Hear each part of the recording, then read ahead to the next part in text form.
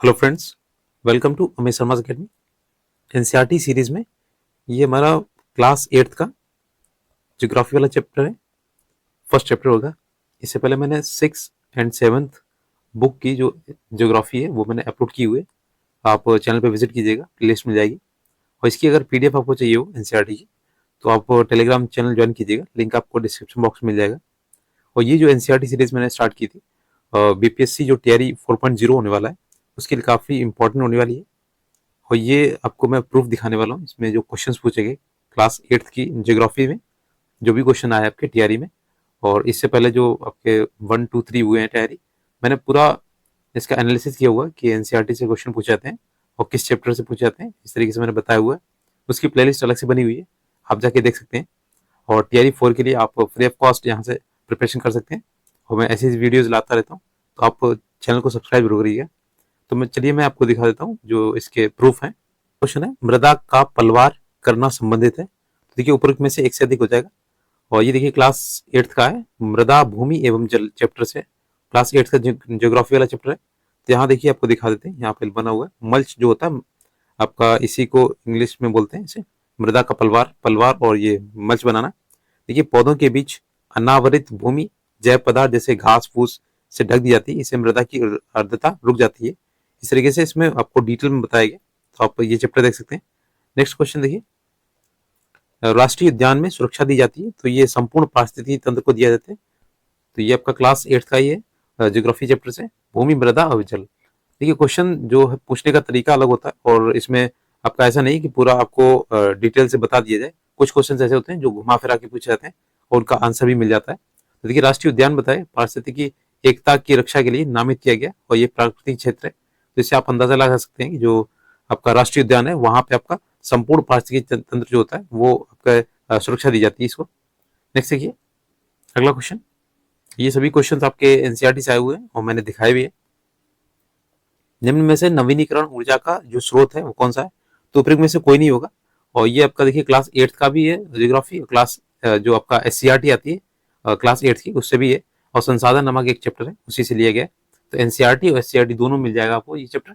और संसाधन जो आपका इसमें देखिएगा यहाँ लिखा हुआ है, देखिए नवीनीकरण संसाधन तथा कुछ प्राकृतिक संसाधनों को अनवीनीकरण संसाधन वर्ग किया है, जो आपके दो पार्ट में डिवाइड किया गया, नवीनीकरण और अनवीनीकरण। तो इसमें आप देख सकते हैं ये आपके पूछा गया इसमें नवीनीकरण ऊर्जा का जो स्रोत है वो इसमें से कोई भी नहीं होता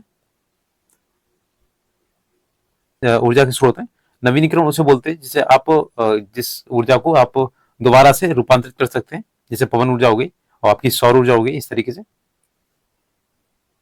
नेक्स्ट क्वेश्चन देखिए, ये आपका गंगा तट के आपके तट पर स्थित जो शहर है ये आपका प्रयागराज है।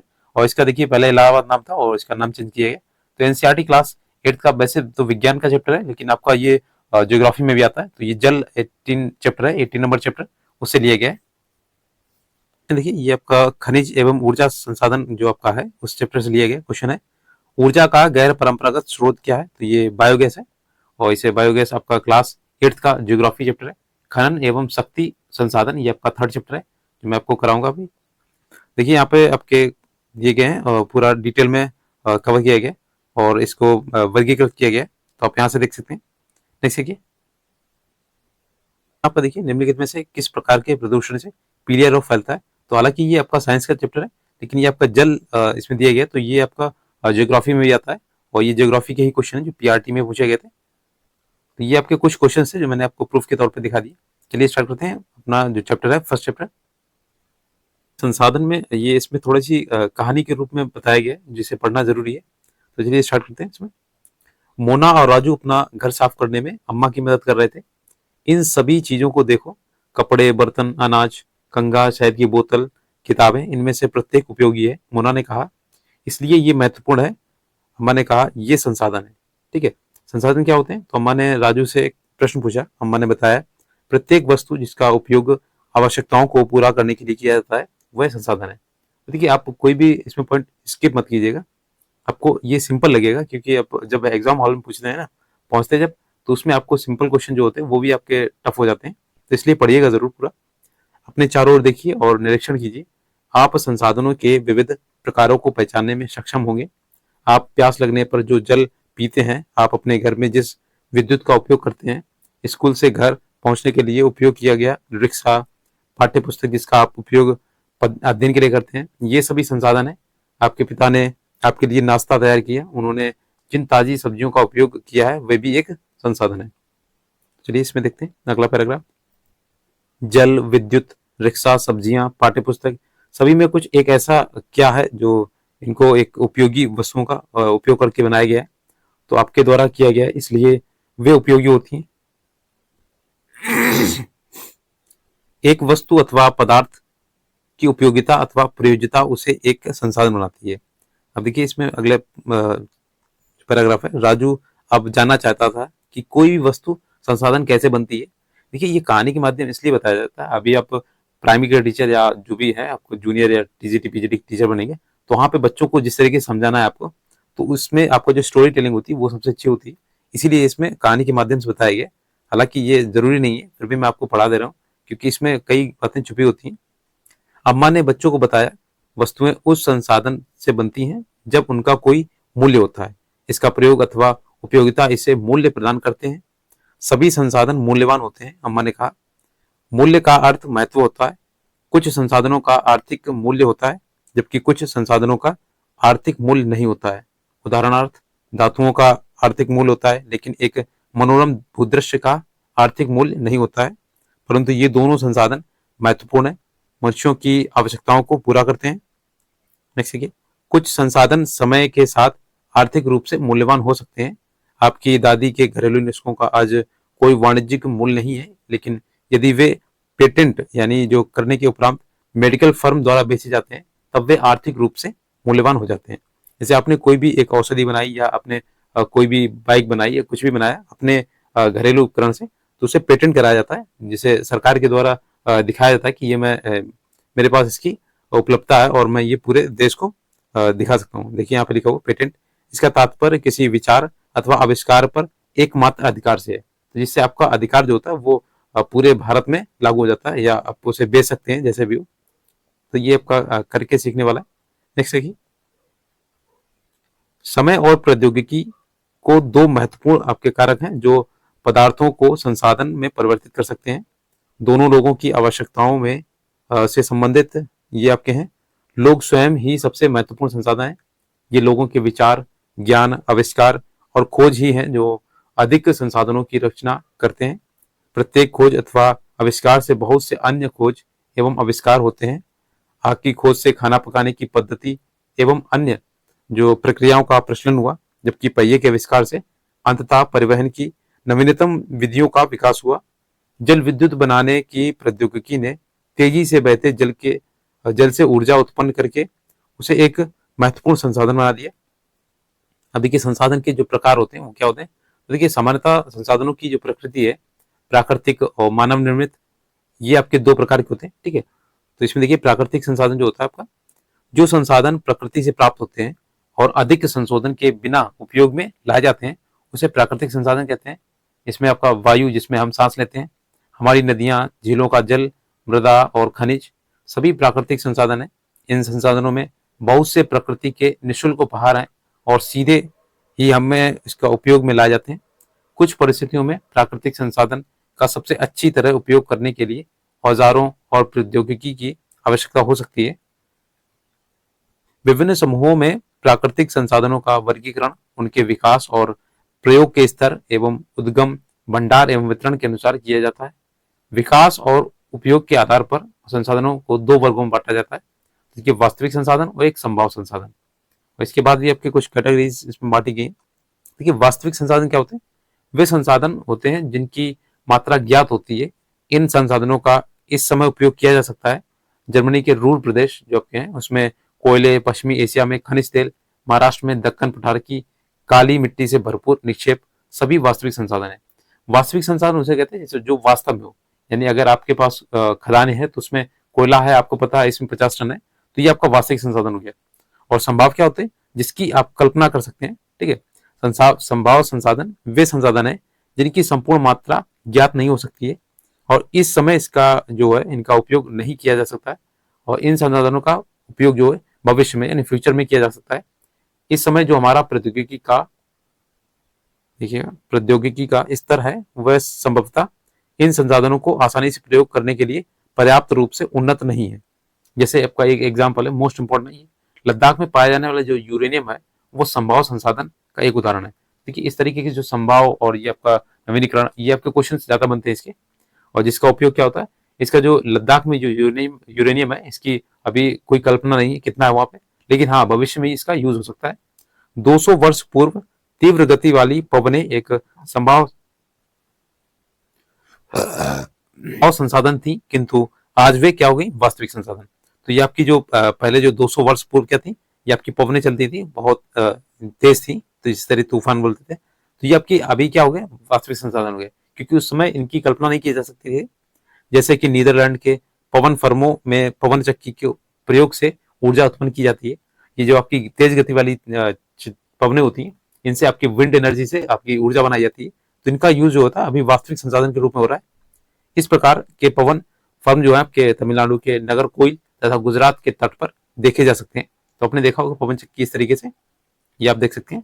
तो ये आपका जो तेज हवाएं चलती हैं, जो आपके जमीन के स्तर पर नहीं होती है, थोड़ी ऊंचाई पे होती है, तो इनसे आपकी बिजली बनाई जाती है। देखिए, उत्पत्ति के आधार पर जो संसाधन है वो अजैव और जैव संसाधनों में बांटा जा सकता है। संसाधन जो आपका अजैव संसाधन है निर्जीव वस्तुएं होती हैं, जबकि जो जैव होता है वो आपके सजीव होते हैं। तो आप अजैव और जैव समझ रहे होंगे, ठीक है। जिसमें जीवन है आपके जैव है, जो आपके निर्जीव है वो अजैव है। मृदा, चट्टानों और खनिज अजैव संसाधन है, जो आपकी मृदा है, चट्टाने हैं, खनिज, ये सभी क्या है, अजैव है। और परंतु पौधे एवं जंतु क्या हो गया, अजैव संसाधन। प्राकृतिक संसाधनों को विस्तृत रूप से नवीनीकरण और अनवीनीकरण अनवीनीकरण ये संसाधन में विभाजित किया जाता है। देखिए, अभी प्राकृतिक संसाधन चल रहा है, ठीक है, तो इसमें आपका नवीनीकरण और अनवीनीकरण होता है। इसमें देखिए, नवीनीकरण वे संसाधन होते हैं जो शीघ्रता से नवीनीकृत अथवा पुनः पूरित हो जाते हैं और जिसका रिसाइकिल किया जा सकता है। इनमें से कुछ असीमित होते हैं और उन पर मानवीय क्रियाओं का प्रभाव नहीं होता है, जैसे आपका सौर और पवन ऊर्जा, ठीक है। तो ये मोस्ट इंपॉर्टेंट ये आपके दोनों है। इसमें आपका देखिए सोलर एनर्जी और आपका ये जो विंड एनर्जी होती है, ये आपके नवीनीकरण संसाधन है। इन्हें कितना भी यूज कीजिए, ये आपकी खत्म नहीं होगी, ठीक है। लेकिन फिर भी कुछ नवीनीकरण संसाधन जैसे आपका जल हो गया, मृदा हो गया, वन हो गया, इसके लापरवाही से किया गया उपयोग इनके भंडार को प्रभावित कर सकता है। तो जल ऐसा है कि इसका नवीनीकरण तो है, लेकिन इसका भी यूज एक सीमित माध्यम से करना चाहिए, ठीक है। मृदा हो गया, वन हो गया, और ये वन कटते जा रहे हैं, इस तरह से ये आपका नवीनीकरण संसाधन तो नहीं रहेगा, धीरे धीरे इसका अनवीनीकरण ही हो जाएगा। जल असीमित नवीकरणीय संसाधन प्रतीत होता है, फिर भी जल की कमी और प्राकृतिक जल स्रोतों का सूखना आज विश्व के बहुत से भागों में एक बड़ी समस्या हो गई। नेक्स्ट है कि अनवीनीकरण संसाधन। तो देखिए, अनवीनीकरण संसाधन वे संसाधन होते हैं जिनका भंडार सीमित है। भंडार के एक बार समाप्त होने के बाद उनके नवीनीकृत अथवा पुनः पूरित होने में हजारों वर्ष लग जाते हैं, और ये अवधि मानव जीवन की अवधि से बहुत अधिक है। इस प्रकार के संसाधन अनवीनीकरण संसाधन कहलाते हैं। तो इसमें देखिए, अनवीनीकरण कौन से, जो आपके पुराने जमाने से चले आ रहे हैं, जो आपके बहुत ही, जैसे आपका कोयला है, लाखों वर्ष इसमें जो घटनाएं हुई हैं, जिसमें जो आपके जीवित जो पशु पक्षी जो भी थे वो आपके दब गए थे। तो इससे क्या होगा, आपका कोयला और पेट्रोलियम इस तरीके से इनका निर्माण होगा। प्राकृतिक गैस है, कुछ उदाहरण है। तो ये अनवीनीकरण इसलिए है कि इनका एक बार यूज होने पर ये दोबारा से पुनः चक्रित नहीं हो सकते, ठीक है। और कोयले के भी सीमित भंडार है, इसके बाद इसका कोयला का मतलब ये इसका पुनर्चक्रण नहीं हो सकता है। नेक्स्ट है कि संसाधनों के वितरण के आधार पर वे सर्वव्यापक अथवा स्थानिक हो सकते हैं। जो संसाधन सभी जगह पाए जाते हैं, जैसे आपका वायु है जिसमें हम सांस लेते हैं, सर्वव्यापक है।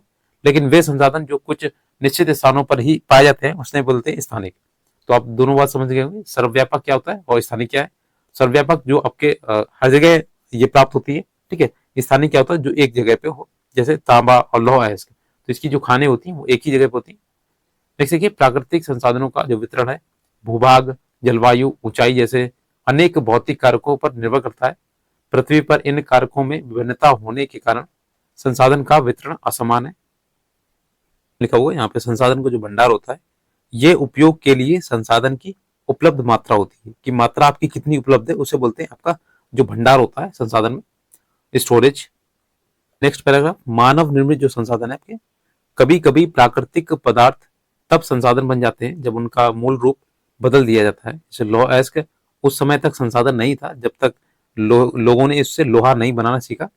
लोग प्राकृतिक संसाधनों का उपयोग पुल हो गया, सड़क, मशीन और वाहन बनाने में करते हैं, जो मानव निर्मित संसाधन के नाम से जाने जाते हैं।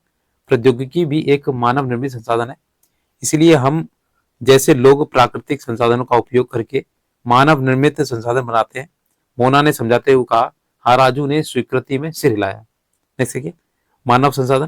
देखिए, लोग अधिक संसाधन बनाने के लिए प्रकृति का सबसे अच्छा जो है उपयोग तभी कर सकते हैं जब उनके पास ऐसा करने का ज्ञान हो, कौशल तथा प्रौद्योगिकी उपलब्ध हो। इसीलिए मनुष्य एक विशिष्ट प्रकार का संसाधन है, अतः लोग मानव संसाधन है। जो आपके लोग हैं, मनुष्य है, वो क्या है? मानव संसाधन है। शिक्षा और स्वास्थ्य लोगों को बहुमूल्य संसाधन बनाने में मदद करती है। अधिक संसाधनों के निर्माण में समर्थ होने के लिए लोगों की कौशल में सुधार करना मानव संसाधन विकास कहलाता है।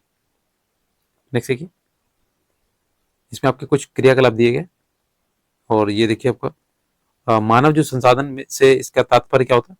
लोगों की संख्या और योग्यता, यानी मानसिक और शारीरिक से होता है जो आपका संसाधन होता है। यद्यपि मानव को संसाधन मानने के संदर्भ में लोगों में मतभेद है, इतना होते हुए भी इस तथ्य से इनकार नहीं किया जा सकता है कि मूलतः मनुष्य की योग्यताएं ही भौतिक पदार्थ को मूल्यवान संसाधन बनाने में सहायता करती हैं।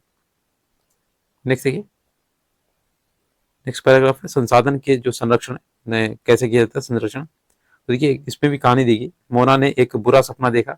उसने देखा कि पृथ्वी पर सारा जल सूख गया है और सारे पेड़ कट गए हैं। वहां ना तो कोई छाया ही थी और ना कुछ खाने पीने के लिए।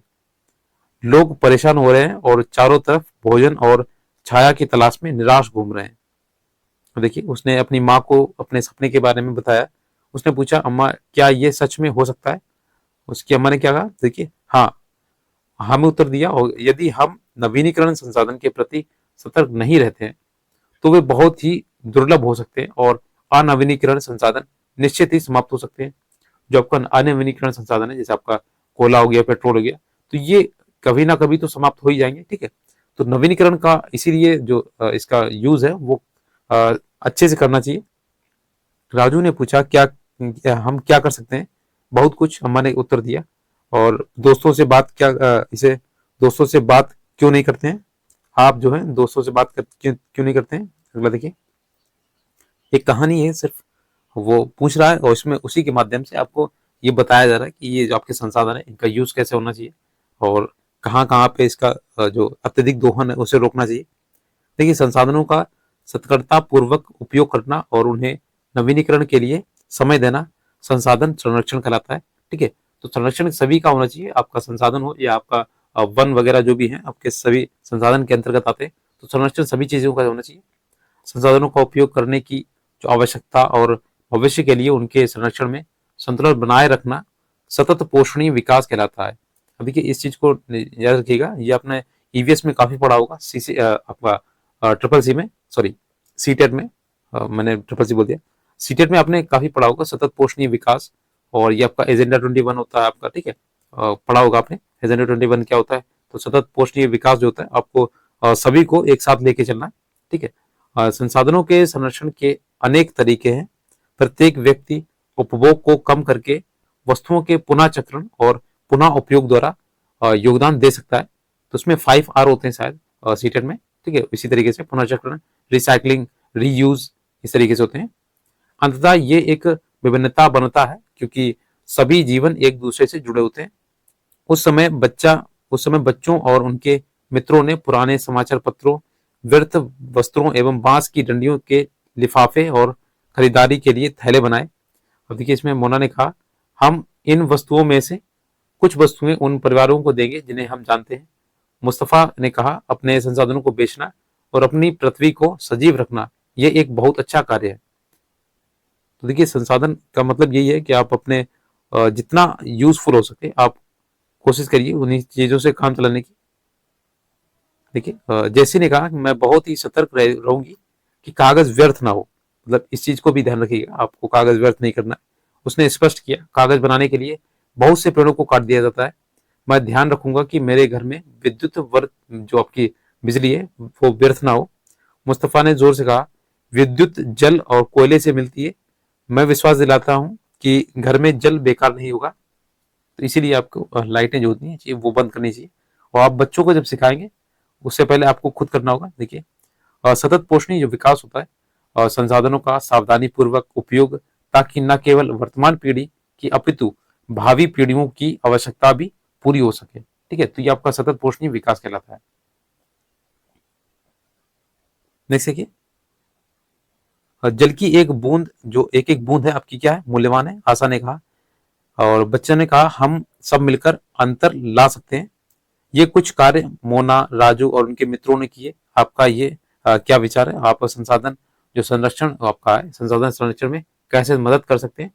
हमारी पृथ्वी और इन पर निवास करने वाले लोगों का भविष्य पेड़ पौधों और परितंत्र की सुरक्षा और संरक्षण से जुड़ा है। अब ये सुनिश्चित करना हमारा कर्तव्य हो जाता है कि सभी नवीनीकरण संसाधनों के उपयोग सतत पोषणीय है। नेक्स्ट है आपका, देखिए, पृथ्वी पर जीवन की विविधता संरक्षित की जाए। थर्ड पॉइंट है, प्राकृतिक पर्यावरण तंत्र की हानि को कम से कम किया जाए। तो ये आपका देखिए कंप्लीट हो गया। और इसमें देखिए कुछ सिद्धांत है आपके सतत पोषणीय विकास के। जीवन के सभी रूपों का आदर और देखभाल। नेक्स्ट है, मानव जीवन की गुणवत्ता को बढ़ाना। थर्ड पॉइंट है, पृथ्वी की जीवन शक्ति और विविधता का संरक्षण करना। फोर्थ है, प्राकृतिक संसाधनों के ह्रास को कम से कम करना। नेक्स्ट देखिए, पर्यावरण के प्रति व्यक्तिगत व्यवहार और अभ्यास में परिवर्तन।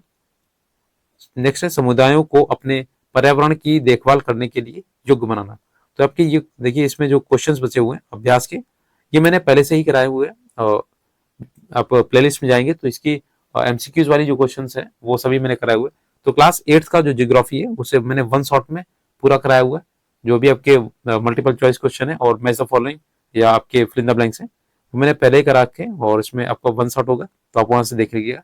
क्योंकि आपको चैप्टर पढ़ने के बाद एमसीक्यूज जरूर लगाने चाहिए। और इसकी पीडीएफ के लिए आप टेलीग्राम चैनल ज्वाइन कर सकते हैं। बाकी प्लेलिस्ट जो है मैंने पहले से बना रखी है। तो अगर वीडियो अच्छा लगा तो प्लीज शेयर जरूर कीजिएगा।